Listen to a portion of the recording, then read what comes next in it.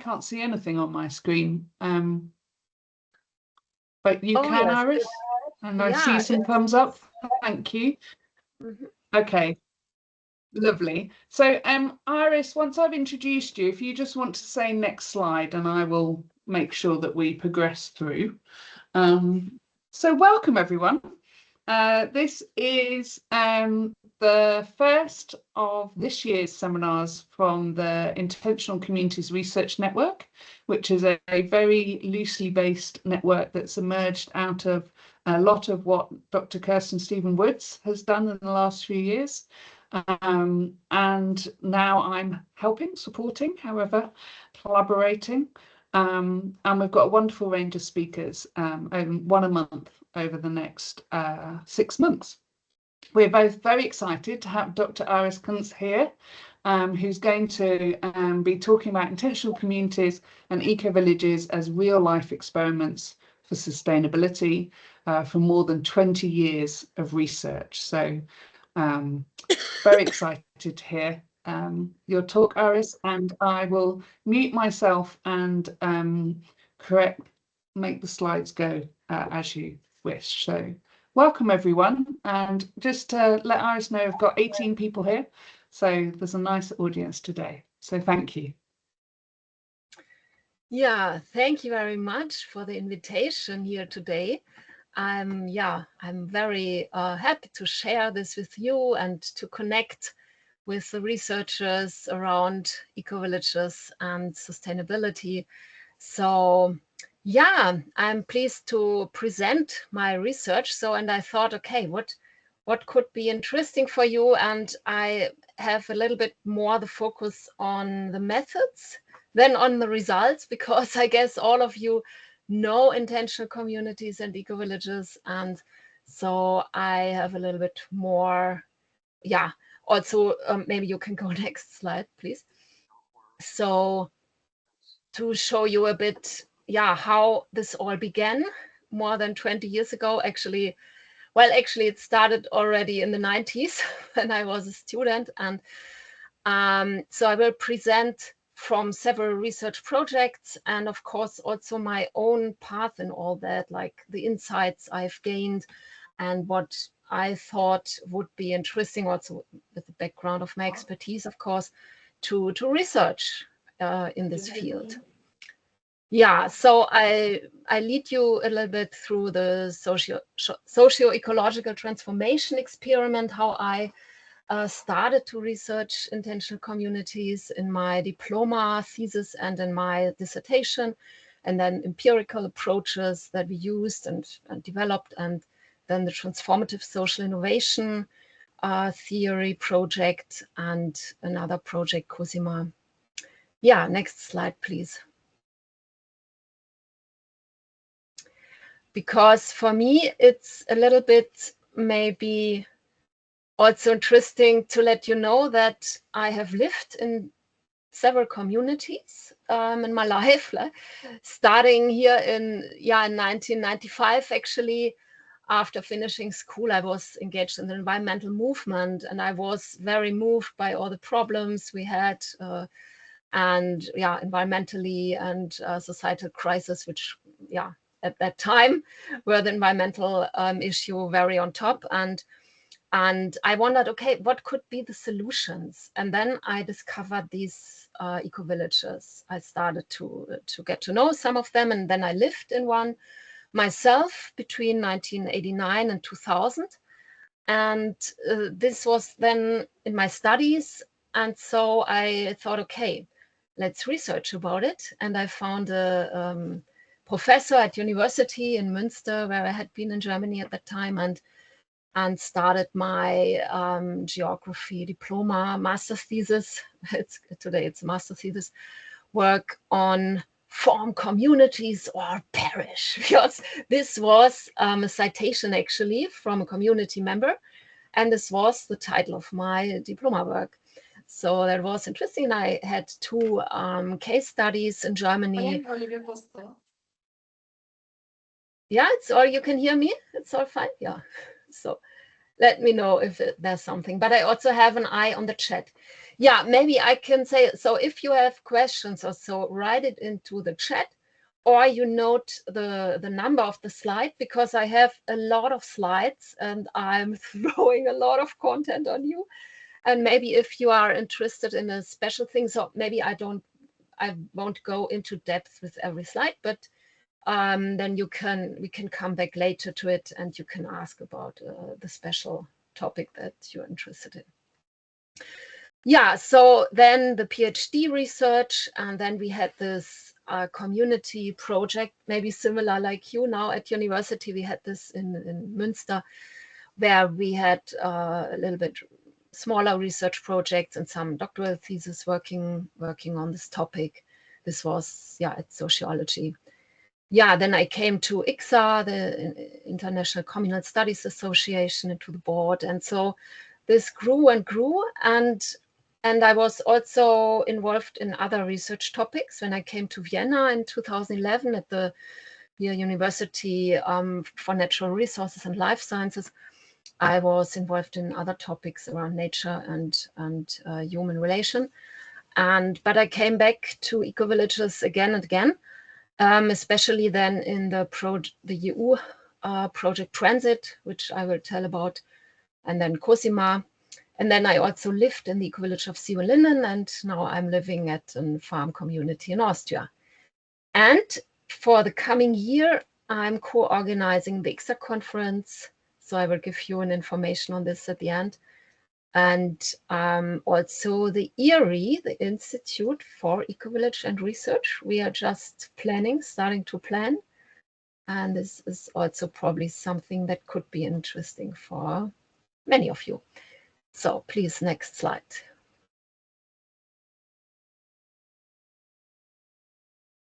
Yeah, the next one. This is already just the links. Yeah, so this is probably what many of you also have researched here and there, intentional communities and ecovillages. And my focus comes, so I'm a geographer and sociologist. My focus came from the question of, okay, sustainable ways of living, sustainable lifestyles, how these can be realized, yeah, more realistically and like really from the bottom up. And so this was my question with which I had a look on the communities in my research. And yeah, so they were definitely experienced in this sense, and they are local community and they form these global networks also for education, and they disseminate what they have developed. Okay, and numbers is always difficult because there are some directories like the Fellowship Intentional Communities or the Eurotopia we have in Europe, or the Diggers and Dreamers, I guess you have in the UK. But still, this is never, of course, sufficient. So this is always more communities and it's hard to estimate. Yeah, next slide, please.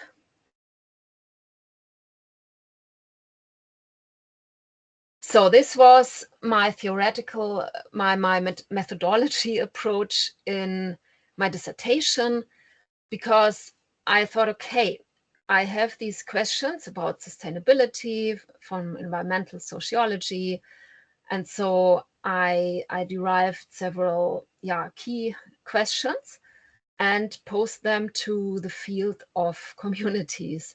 And then also I had a very more open with narrative interviews. And so I saw, okay, what is coming back from the field to gain insights. Next slide, please.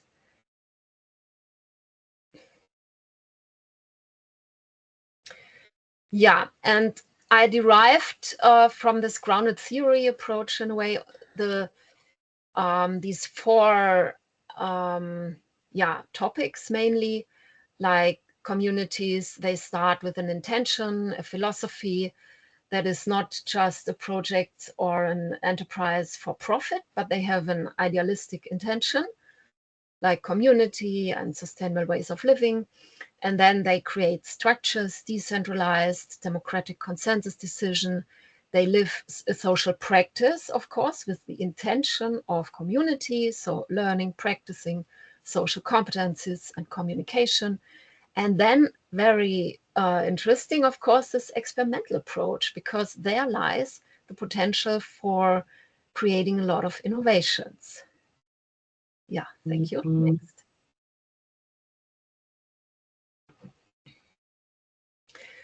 So, and yeah, what I have observed then, of course, is that the community as a manifested form here on the right, this green square, there the houses and how they live in their daily life with ecological practices, and they have created rules. For instance, in Sieberlinden, they have building rules, also how they build the houses. And this is the manifested form. But very interesting is also to see the community as a process, as a transformation experiment, where people go through a learning process all the time in setting these intentions and then trying to put them into practice and learn while doing it again. And it's like this loop, yeah, between the intentions, the aims, the values, and then communicating, negotiating how this can be realized and then manifested as a form. And then, of course, it also reaches out to companies, to people visiting, like guests, and coming to the seminars and to the education programs, and also like in Findhorn to the UN Training Center and so on. So this spreads, of course. Thank you. Next one.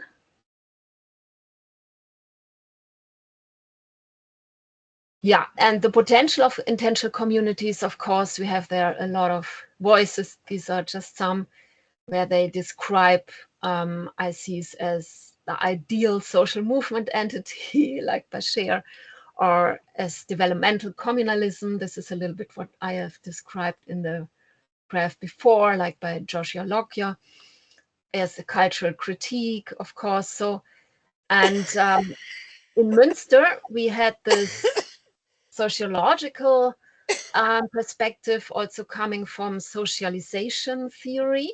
This was the chair with Professor Matthias Grundmann, where I was many years researching with, and so we started also to see, okay, natural communities like families, like this is something more traditional.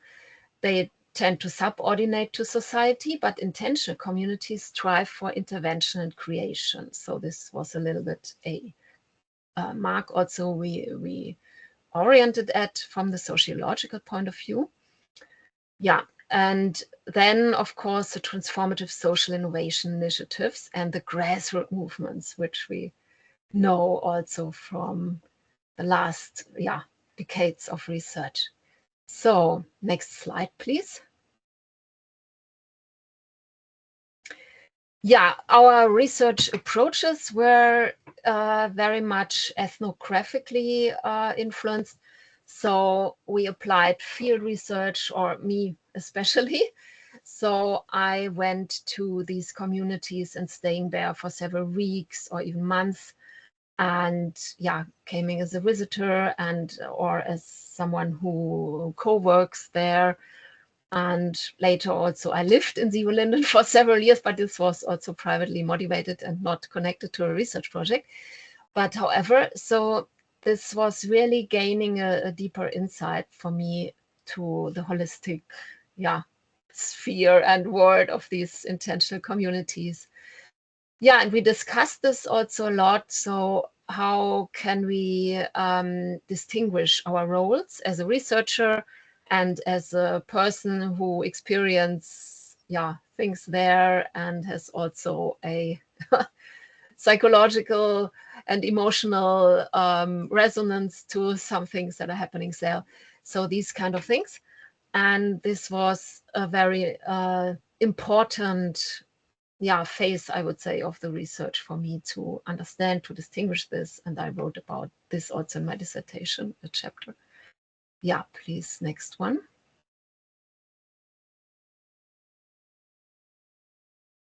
And we did one little quantitative study as well. But yeah, so I find it very difficult to really get on a deeper level with the sociological questions to get there any fruitful outcomes. But still, we had some here. This is already from 2011, so it's quite old, but maybe still in a way up to date. So we had a lot of questions asking to people who wanted to join community or who live already in communities. And the outcome of this survey was actually that a guided cluster analysis could extract here the following 4 aspects that people are yearning for or looking for when they have the motivation to move into a community. And the most important thing was space for individual realization and freedom. And we as sociologists, we thought, wow, that's totally contradictory. Community is the opposite of individual. But no, it isn't.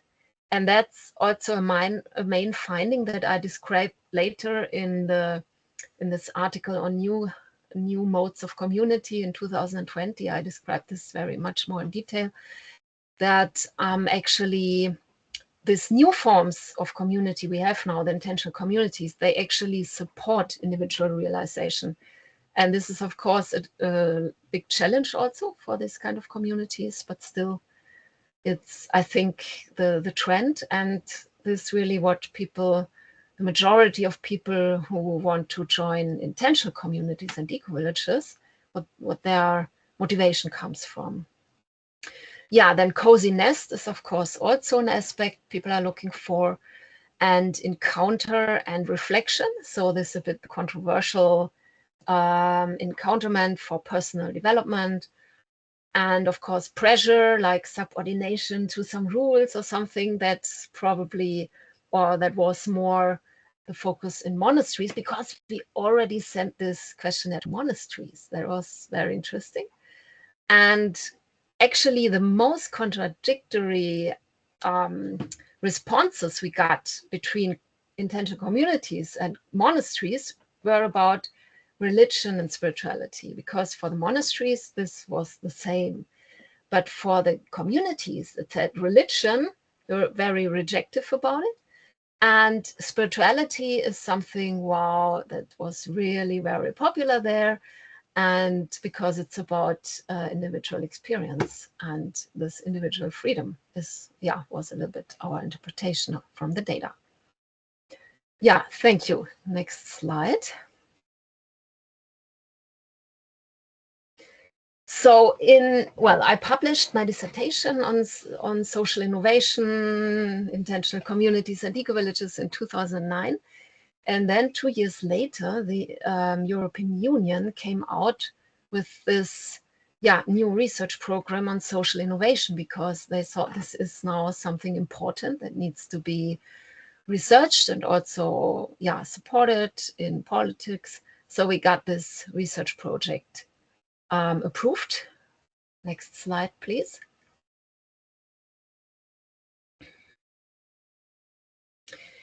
This transformative social innovation theory in the FP7 program for 4 years. And our task was to develop a middle range theory on transformative social innovation. So, and therefore we chose 20 networks, where the Global Ecovillage Network was one amongst them. Also the Cooperative Housing Network International. So I was involved in these 2 cases mainly. And we had 80 local manifestation under study. And with 13 partner organizations all over Europe and Latin America. So next slide, please. And we used the transition theory management approach by Geels. So our lead were University of Rotterdam, the Drift Institute, where this transition management was very the main theory they used. And we were had the approach to these initiatives as niche innovations and how they bring the innovations into the regime, into the landscape, into the system and the society. So next slide, please.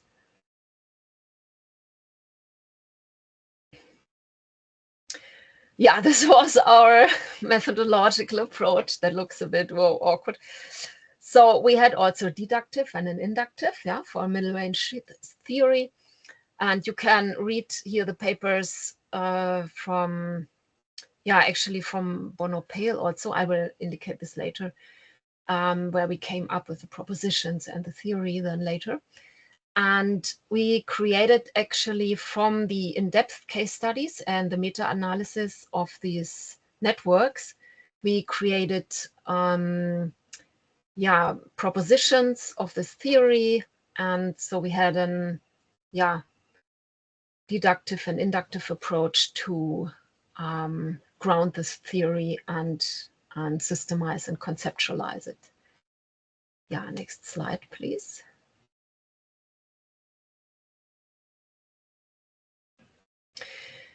This is the online database that we have created from all our empirical observations, the findings. So I really can invite you to visit this database. You can research it also for your research. Yeah, this is really there to be used by researchers. So we have there several cases of ecovillages, of the co-housings of all these initiatives from other networks. And you can research according to keywords, to places, to whatever you want to topics or questions you have, you can research this database. And of course, we have published also a lot of reports and journal articles. This can be found on the website as well. So transitsocialinnovation.eu is the main website, and then /SII means Social Innovation Initiatives, and there you find the database. Yeah, next slide, please. So, and this is how it looks there in the database with all these. You can go into it and see all the processes also there that happened there over the years. So, yeah. Yeah, and for developing this middle range theory, we came up with these propositions, and very central were to describe transformative social innovations as processes that change social relations and that create new ways of doing, organizing, framing, and knowing to change, alter, replace, and provide alternatives to dominant institutions and structures. Yeah, and this is then described in detail with all the aspects in all the different areas of ecology, economy, social relations, and with all these, of course, we derived from all the cases. We derived like patterns and principles that we observe in all the different initiatives very often and so on. So this is described then in our publications. Yeah, thank you. Next slide. Yeah, the different networks, for instance. So this is a graph where we place them at the border where they actually bring this innovation between the formal and the informal, between non-profit and profit, between public and private. So yeah, this is a picture where you can see we have different initiatives with different approaches. So not only communities that live together, but in this project also credit unions, hubs, this network, Ashoka, Fab Labs, and these networks that work more in the entrepreneurial area or in the IT also. Open source was an approach where I was not involved in the IT cases. Yeah, thank you. Next slide. Yeah, so as an example,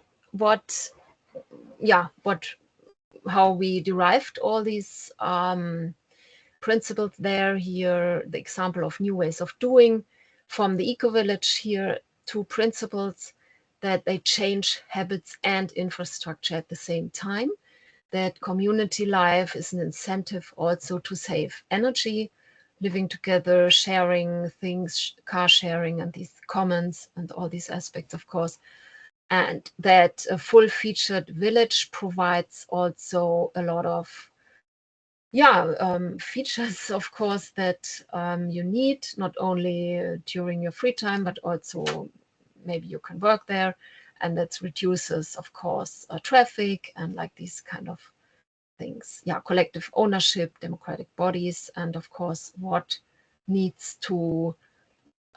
kind of structure needs to organize a community. Cultural activities also, yeah, to have a like holistic, full-featured settlement. Next, please. Yeah, and well, this is a bit more in detail. Maybe I won't go into this. This is also from side studies I did, like for instance, the communities directly, the Eurotopia here, to see that there is a great variety of communities. And this is also the reason why I found it always difficult to have quantitative studies like really solidly made on intentional communities, because there's such a great variety, for instance, on methods how to make decisions or combined then with the ownership. And so it's hard to make like really general results, or say intentional communities are like this and that. Yeah. Okay, thank you. Then next one. So yeah, this was the other project then, Cosima, that was financed by the Austrian Climate and Energy Fund. We had their partners in Germany and in Austria. And the research question was about, how can community-based social innovation be governed for climate change mitigation and adaptation? And in this case, so we used a practice theory approach here, with intervening into daily practices, recrafting practices, substituting practices, or changing how practices interlock. So these are like 3 different modes. I don't know if you're familiar with practice theory, but yeah, this is also something, of course, to capture the sustainability practice and sustainability implementation, like a little bit more in detail. Yeah, next slide, please. So this was an outcome we had from the project, that here are the upper 3 cases. You can see the eco-villages we had under study, Siebenlinden in Germany, and Lebensraum and Pomali in Austria. And the municipalities we had chosen were Keindorf and Luxembourg in Austria and Beeskow in Germany. And you see, this is, of course, already difficult to compare, because the number of inhabitants is very different. And the political and organizational structures are, of course, also different. So, but it was very interesting to see the municipalities. They had, of course, their approach of they could work with law and with large power plants to say, okay, we built a special ecological power plant with wood and pellets and so on. And the communities, they had to organize all this themselves. And the main difference we discovered, of course, were that the communities, they can deepen all these sustainability practices a lot. So they can really have a range in the areas of mobility, food, and especially living also when they build the houses new, which has happened there in the 3 cases we had here, like straw bale buildings, ecological, and of course shared spaces where there is less amount of square meters per person, which is, I think, the most important aspect that can be done for ecological living, to reduce the square meter per person.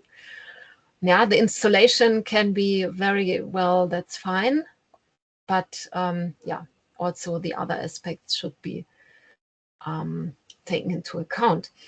And the expansion, of course, of ecovillages is not very high because they cannot reach many people. This is just a niche, yeah, of course. And in the municipalities, it was the other way around. They had, if they did something that was, yeah, the expansion was very high, but the deepening was not so high because they couldn't really change the lives of so many people. Yeah, okay, next slide, please. Yeah, and the practice theory here to describe this a bit more in detail, the interlocking practice in the ecovillages was the most interesting finding, I would say, in the study, to observe that they combine these different areas of social interaction, cultural, yeah, offerings with the ownership of the land, for instance, or the houses. And yeah, this cannot be reached by a municipality and laws, of course, from top down. This can only be organized by community that, yeah, organize itself holistically and with all these aspects of living and working and organizing food and yeah, or self-sufficiency. And yeah, so of course then we could describe here, like the food is growing in the garden, people working there, and other people can help in the garden, so it doesn't need to be yeah, efficient in terms of prices on the free market and so on, because as community you can organize it in a different way. And there are, of course, community supported agriculture as well, besides intentional communities that are trying to work already with these aspects of social and economic combination and bring together producers and consumers, and all these different aspects we described there, of course. Yeah, and yeah, the conclusions. So yeah, so a few slides are left, and then I come to the end. So my conclusions from this overall research is that there are key learnings and potentials for system transformation that we can learn from intentional communities in terms of, yeah, a sustainability transformation. And it builds on solid social material context, of course. So community and commons is something that is really has a lot of potential for realizing sustainable ways of living. But it's, of course, a huge challenge to organize this in a satisfying way. So it needs a lot of social awareness, it needs social competences, it needs a constant practice of community building. And the communities I have studied, of course, have developed all different kinds of methods and tools of personal development, of nonviolent communication, social forum, possibility management, and whatever they call authentic relation.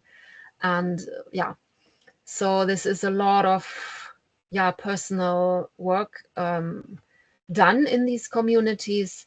And in all the interviews, the members say, okay, this is something I haven't learned in society before. There was a different focus, of course, on competition, on other aspects. So to see community as a quality that needs to be developed also psychologically and in terms of personal development and in the communication and the organizational structures. This is something we can learn from the intentional communities and of course also from indigenous cultures. This is something that in anthropology, of course, is observed as well. And yeah, this is from a sociological perspective, like we have researched something very central in my research that I described. Yeah, and we can observe a revival of community in a new manner. As I said before, it includes individual freedom. It's based on voluntary intrinsic motivation.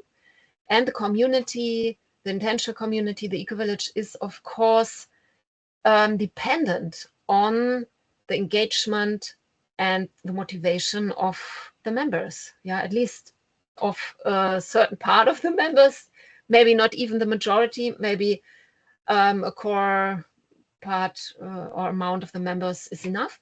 But still, this is something central, of course, that these communities work. Yeah, next slide, please. And if we go a step further, also what we have discussed and researched in the transit project, the transformation of society. Is there a transfer out of eco-villages to bring something in this direction into the society system transformation or so? And yeah, of course, I think this is a research we need to, to stay on a little bit more with these topics, to observe this, because these communities are, of course, still a niche. It's a minority, an absolute minority in the community, but still they can be an avant-garde or something. I mean, I would say, yeah, there is potential and some things has already been done.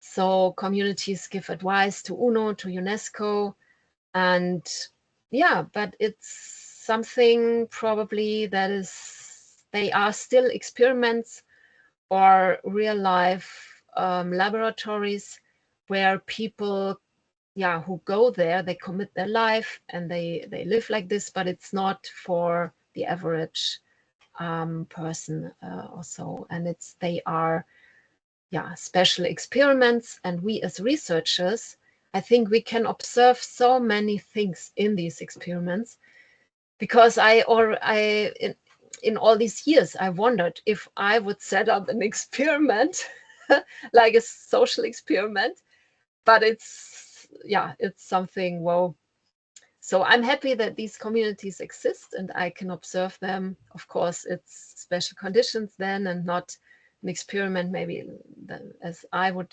set it up, but still. So I really value this, that we can observe a lot of topics, issues in these communities. Yeah, thank you. Next slide. So yeah, and in individual society, of course, we have this discussion in sociology that Max Weber and Tönnies, who are the founding fathers of sociology, and they said there is community, community will disappear. There is the tragedy of the commons also, we hear here in economy, and the traditional community will disappear, and then we live in individualized societies. And this is right, I would say, in the big picture, but still there are new forms of community emerging all the time and bringing something fruitful also to the entire society. And this is something we can, look at also in the research. Yeah. Okay, maybe so far. And is there another slide? I guess. Yeah, we have set up, so now some final remarks also, what might be interesting for you and as researchers. So many years ago, we had set up this website here at the Global Eco-Village Network, with a research protocol for students, for master students, doctoral students, and so on, and also with a record of the existing research, but it's not up to date at the moment. So we are working on this in other contexts. In the ERI that I mentioned, this institute, and but still you can have a look, or yeah, if you are interested, of course, in contributing or connecting to ERI, please write to me. And next slide. Yeah, this is here the International Communal Studies Association Conference, ICSA, in Lebensgarten community in Germany in July, but it's an academic conference. So the ICSA is, if you don't know it, but here are some from ICSA, I know Helen is here and others. So we have, of course, professors from universities, many from the United States and also from Israel. We have kibbutz researchers and also members of communities and kibbutzim. So this is a very interesting network existing for more than 40 years already. And there is every 3 years we have a conference in person, and this one will be now in Germany in July. So the call for papers is still open, and we are happy to receive your proposals. Yeah, and now I guess the last slide. Yeah, this is a bit small, but just for you to see the references that I was talking about, where you can read a bit more, and most of them you can download from my website, also even the full text, most of it, also my dissertation, yeah, this in German, but many of the English texts are already, yeah, there as download. And that's maybe a last slide, I don't know. Yeah, thank you. So this is my website, and yeah, you can go there.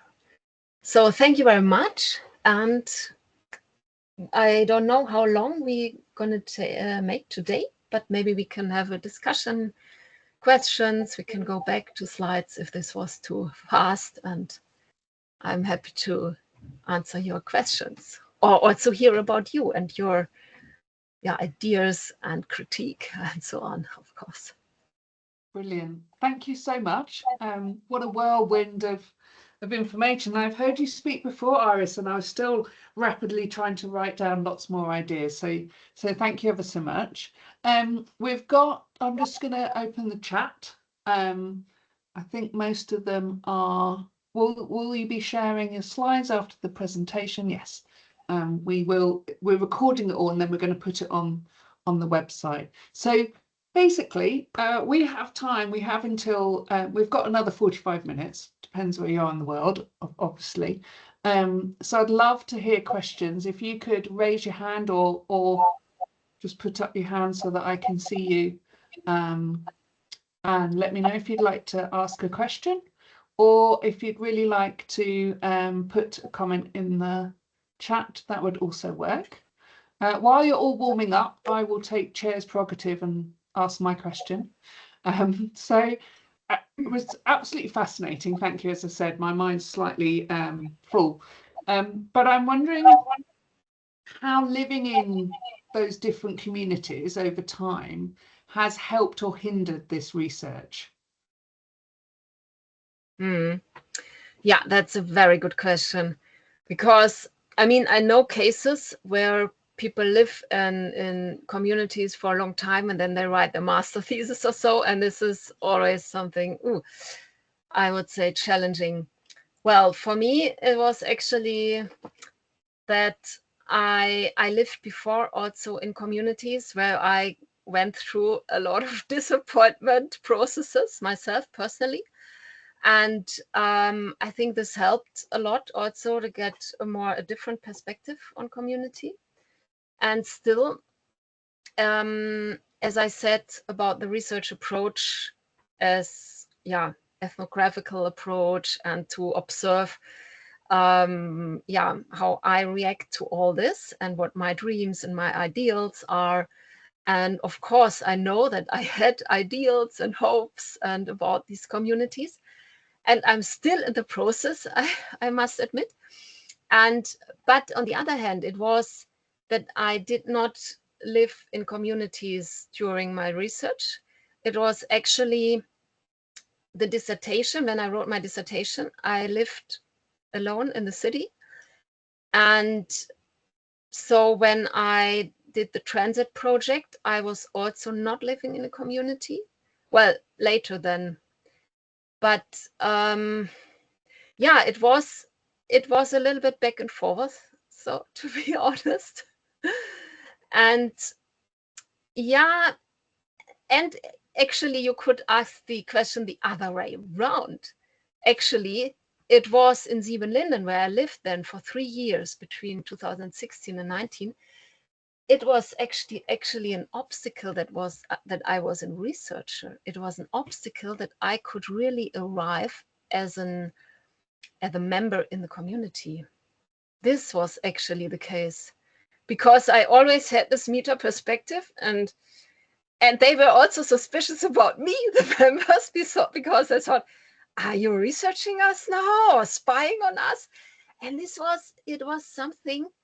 I mean, I had friends there then also, but still this was really something that hurt me also in a way.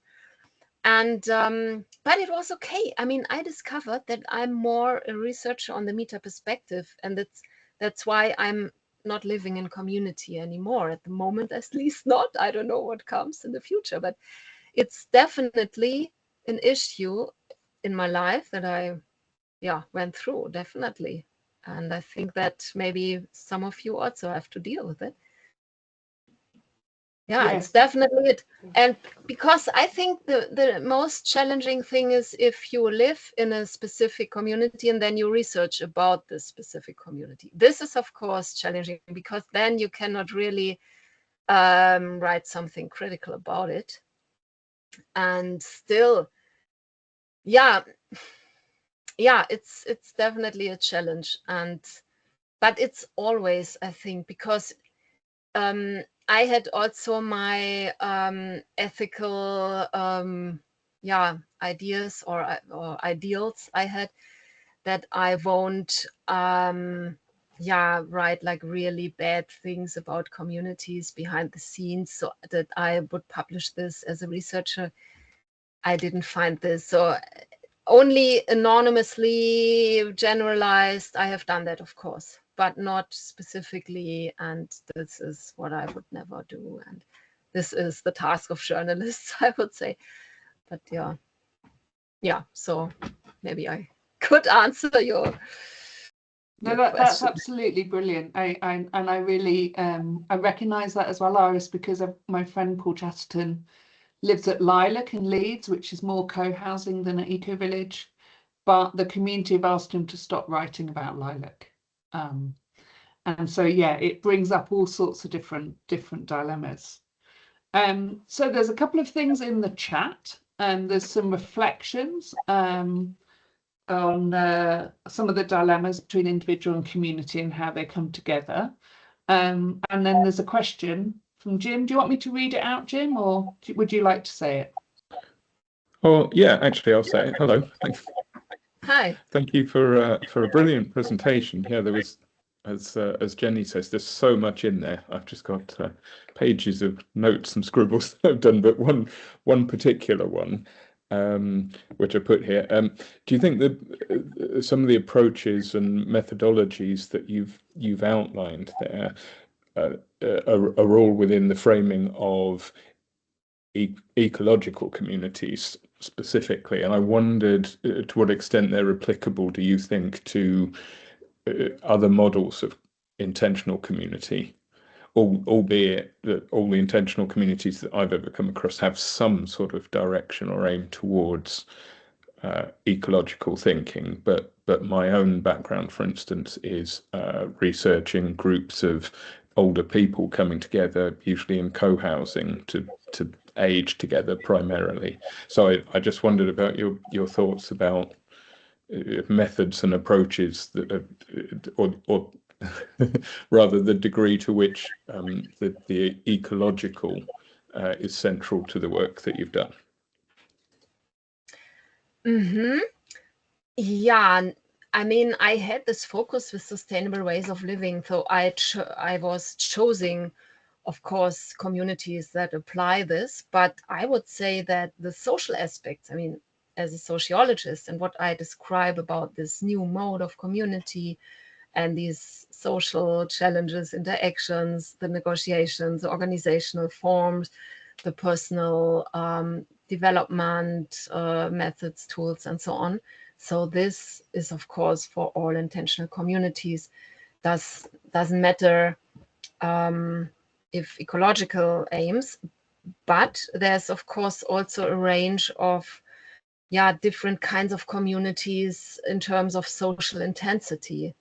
So, and co-housing is a little bit less intensive in some, but there are some where it is also more intensive, but some maybe they share the garden together, or then they meet like occasionally and so on. So maybe they don't have these intensive processes as a community, and also not so much conflict potential, maybe. But there are all different cases. So yeah, I mean, I also advise communities here and there a little bit. So I always give the real recommendation that they decide a little bit from the beginning on, or that they set up structures where conflicts can be negotiated. I would say somehow there should be a space for this. I always recommend, in case, and also that the communities make contracts, of course, that in case of conflict, what happens and so on. But so if you research co-housings, maybe you can see how. I would ask them, what do you share in terms of community? How close are you? How often do you meet? What do you share? Also in terms of comments. The more comments that are shared, the more potential for conflict, of course. Yeah, thank you. Actually, can I just slip in a supplemental? Yeah, please. If something you said, I thought that was really interesting as a researcher, that you sometimes advise communities. Is that something you do completely separately on a community by community basis? Or is there a role through which you're able to do that and also be a researcher in a community? You mean this double role as researcher and member of the community? Yeah. Or is it a double role for you, or is that a completely separate thing? No, I had this always separate. When I was researching, I went to this community sometimes for 2 months. To Findhorn, for instance, I was 2 months there, but I was never a member then. No. In Siebenlinden, where I lived, I was not researching at that time, Siebenlinden. Sure. Yeah, well, just some ecological data I was collecting for this Cosima project, but this was nothing about the community dynamics at that time. Yeah. Sure. Thank you. Sorry, I got 2 for the price of 1 there, aren't there? No worries. All good. Thank you. There's a question in the chat. I don't know if I'm gonna mangle the name from Tanuko, which is about the demographic profile of residents. Is there a common theme around, say, professions, education level, average age, etc., within the fieldwork that you've done? That's definitely true. Yeah, actually, we should have done that more as sociologists. That's definitely true. So, but this is what I said about the quantitative data. So I was always a bit, and we had never funding for really doing this, because this is very time consuming, of course, to take all the data. My observation, but this is of course not based on data, is that in our countries here in Middle Europe, the communities, of course, we have more educated, well-educated people with environmental awareness and these kind of things, but not always. So in Siebenlinden, where I lived in the eco-village, we had also a lot of handcraft people, like, yeah, handcraft, yeah. So carpenters and these kind of people. So because it depends on what the community is doing. I mean, they were building up a completely new village with the houses, straw bale and everything. So they invited the entire carpenters from all over Germany for a summer to build this up. And some of them, they fell in love with community members or whatever, and they stayed there.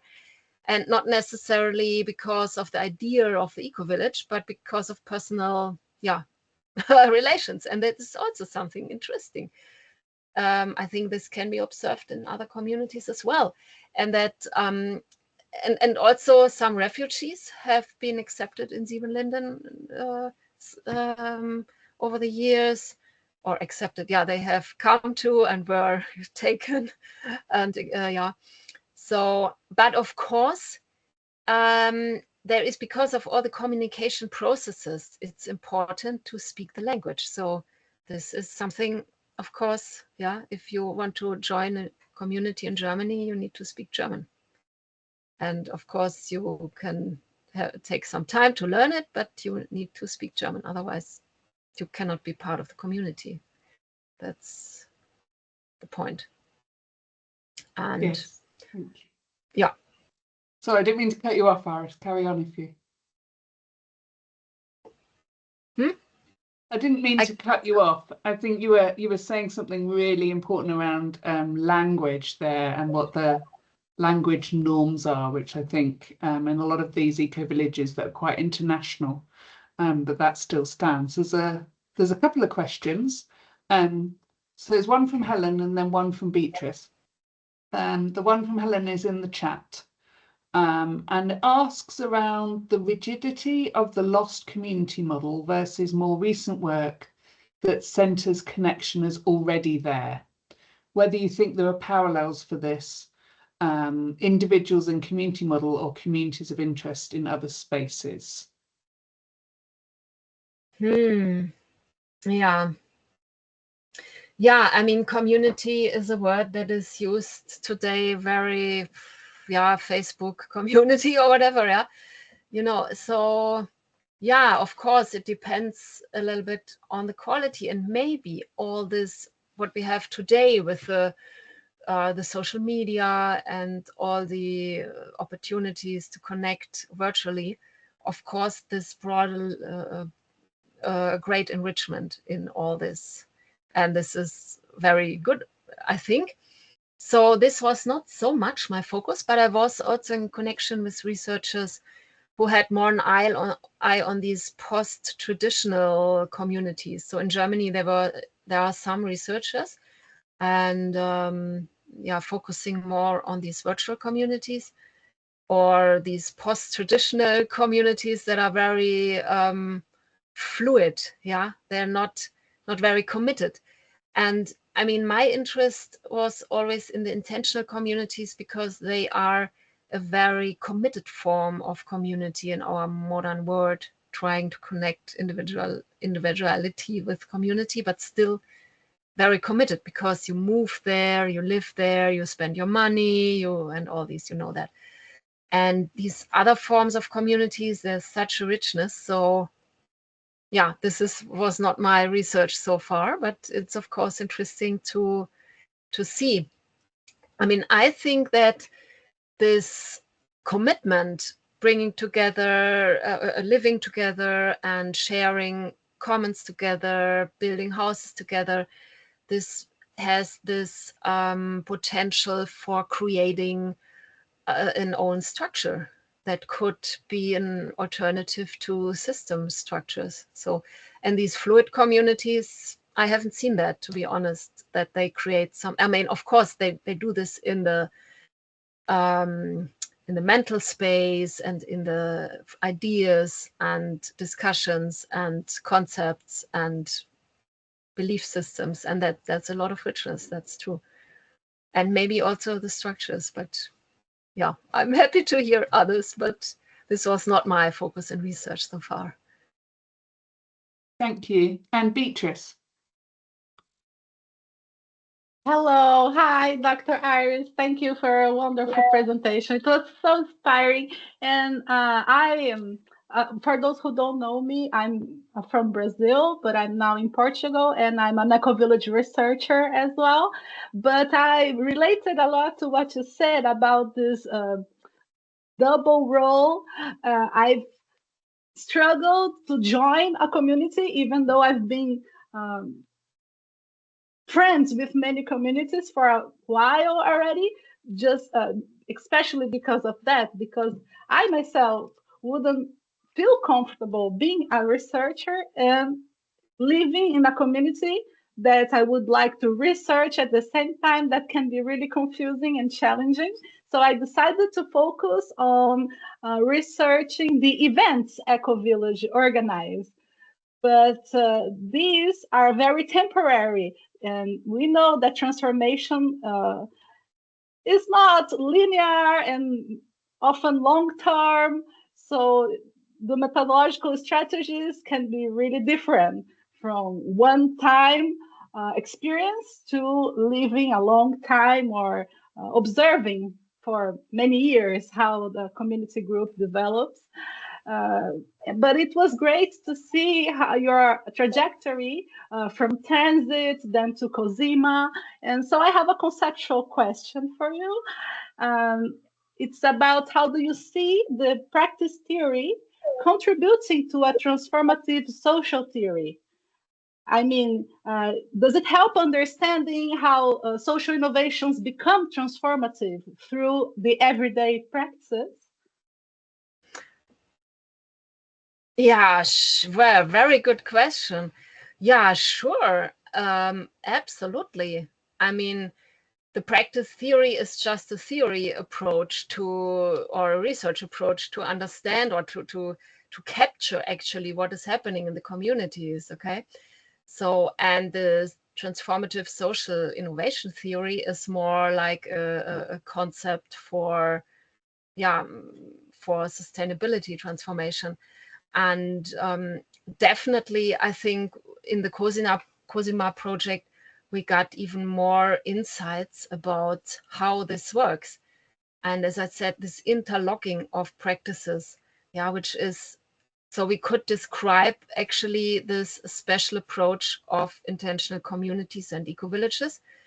That is something that other projects like initiatives in the city or community supported agriculture or initiatives that work only in a certain area like economy or raising awareness or so, which they cannot meet. And yeah, this was something, and as I described also, that they are real life experiments, laboratories, these eco-villages, so we can observe, okay, how actually, or what happened. I mean, is it worth to combine self-sufficiency with, I don't know, co-ownership of houses in a place, and how does this interrelate, and where are the challenges, and so on.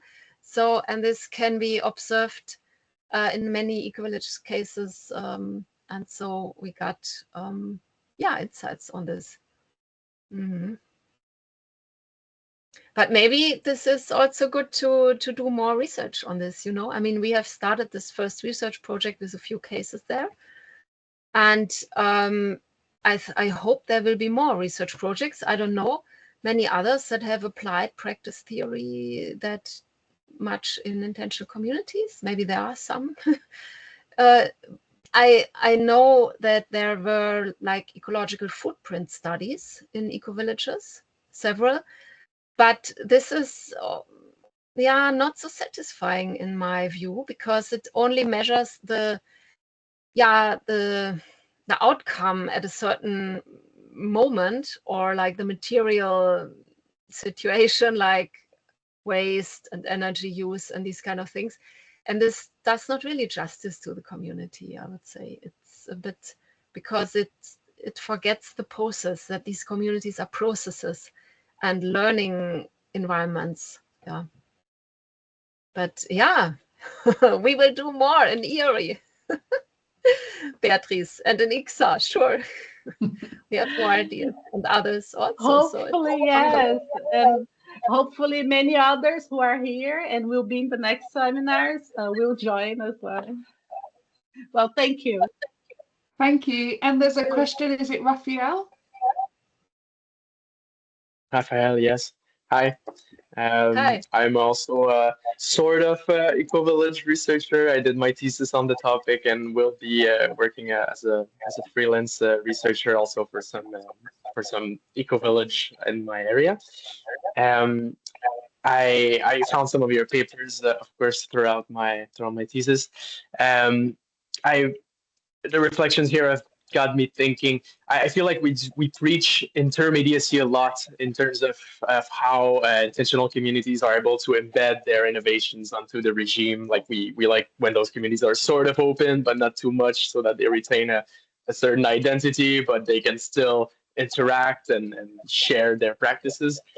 I'm wondering, what are the kind of contributions that the more closed off communities, and I was thinking of that, seeing as how you lived through some suspicion yourself, joining some communities, like in which ways do these communities still transmit some of their innovation, or do they at all? Are we preaching intermediacy a bit too much? I was wondering about your thoughts on that, and thank you very much for the presentation. Very appreciated. Yeah, I'm not sure if I got your last sentence. So your question was, it's this suspicion of especially communities that are more closed off, how they can contribute to societal transformation? Yeah, I ended up, I felt like a lot of the conclusion in some of the literature I read was that to influence the rest of society, you have to be somewhat open. I'm wondering if we're missing out on some kinds of contributions of these more closed off communities. I was wondering about your opinion on that. Yeah. You mean that in closed off communities that are more like isolated, that they have a lot of innovations? More isolated, more suspicious of the regime, maybe less likely to negotiate with their local governments, for example. Do these communities, are they bound to create innovations that don't circulate, or do they transmit them in some way?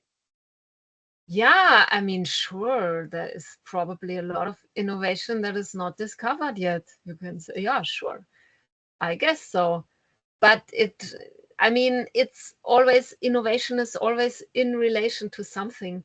And if they cannot bring it out into society or somewhere, then, I mean, it's not an innovation, it's like the indigenous people that still, the few that still exist on this planet. Yeah.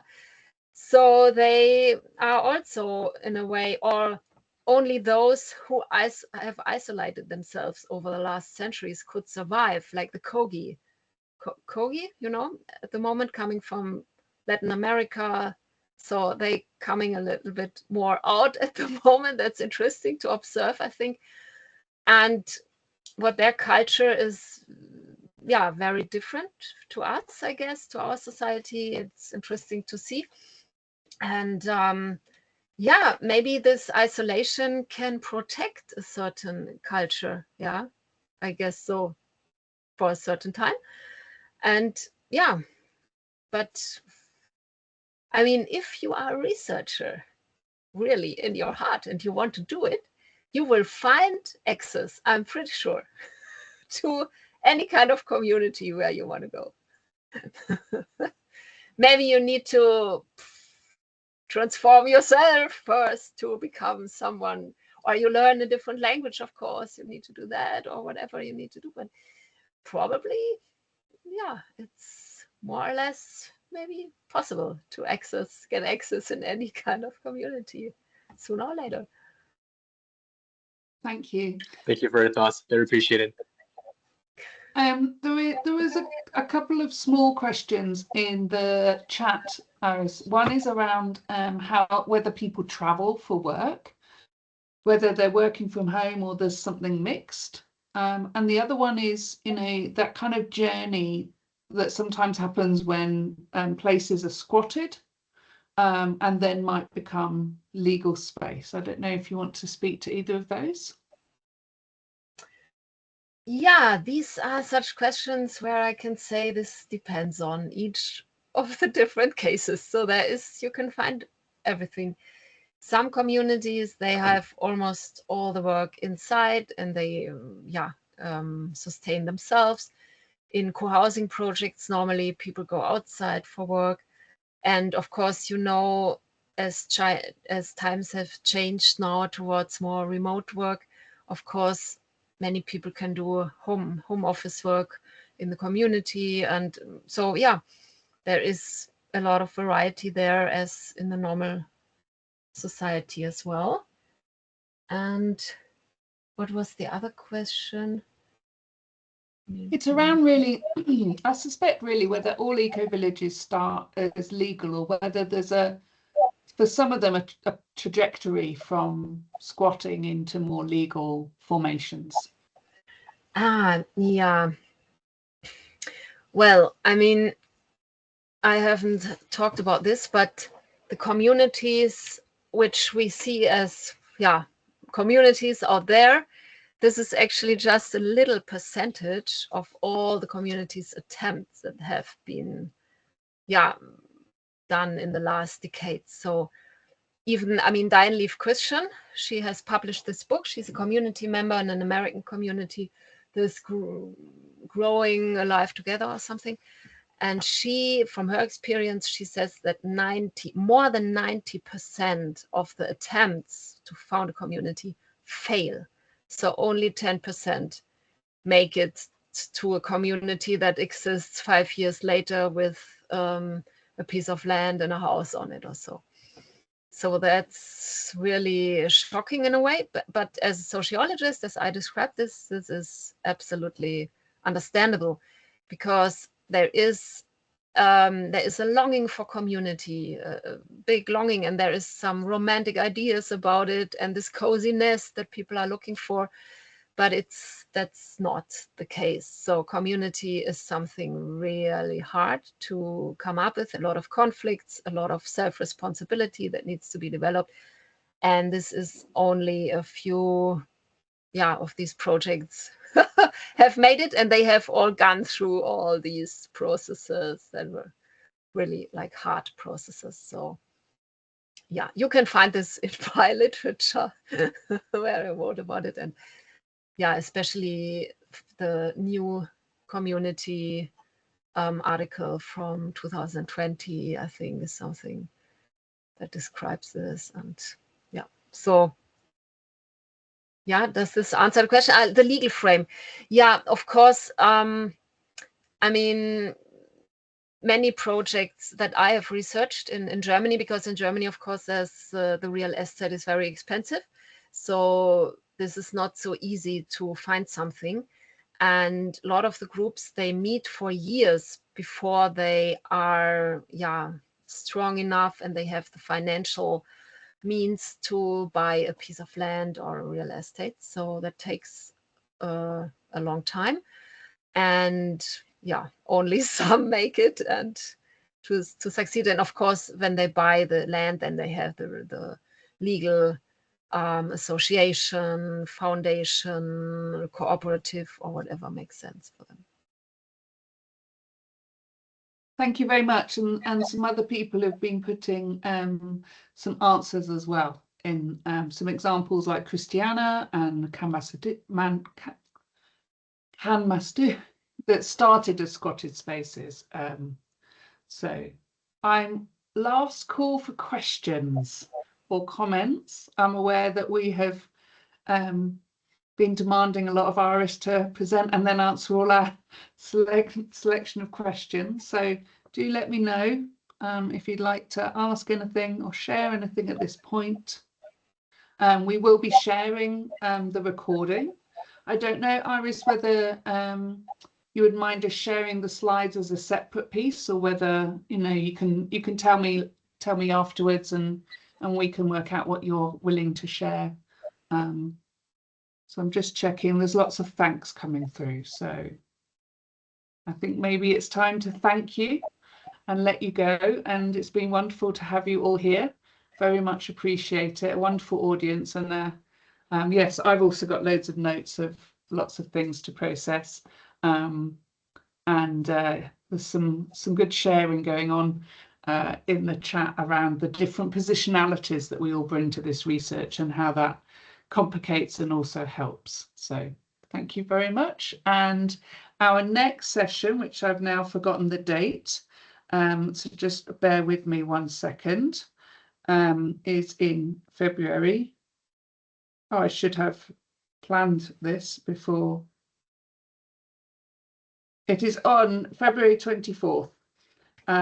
With Dimitra talking about happiness in eco-communities. She's actually been working with me on her PhD, which she's about to submit, and working in eco-communities in Greece. So that'll be on the 24th of February. All the information is on our website. And yes, please do look up the ISA conference and contact Iris if you're interested in the I've written it down, bear with me. The ICSA or?